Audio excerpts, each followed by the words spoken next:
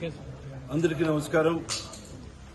మన ముఖ్యమంత్రి నారా చంద్రబాబు నాయుడు గారు వాళ్ళు అనుగుణంగా కేంద్ర ప్రభుత్వానికి సాయం కోరుతూ ఇక్కడ మా ఆంధ్ర రాష్ట్రంలో పత్తి పంట రైతులు ఎంతో మంది పండించే రైతులు ఉన్నారు కాబట్టి అలాంటి రైతులకు గిట్టుబాటు ధర కల్పించాలని ఈరోజు మార్కెట్లో చూస్తే 6,500 రూపాయలు కొనుగోలు చేయడం జరిగింది.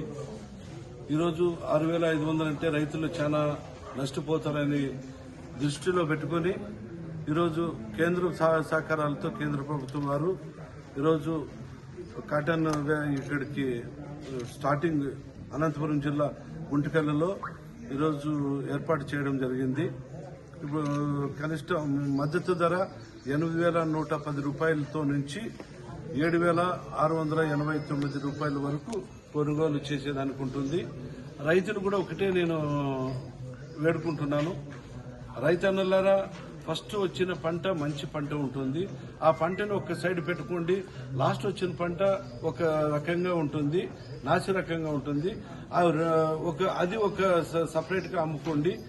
మీరు కొంతమంది రైతులు ఏం చేస్తారంటే అవి రెండు కలుపుతూ ఉన్న మంచి వాల్యూ అయిన పత్తికి కూడా డిమాండ్ తగ్గేటట్లా మీరు చేసుకోవద్దండి.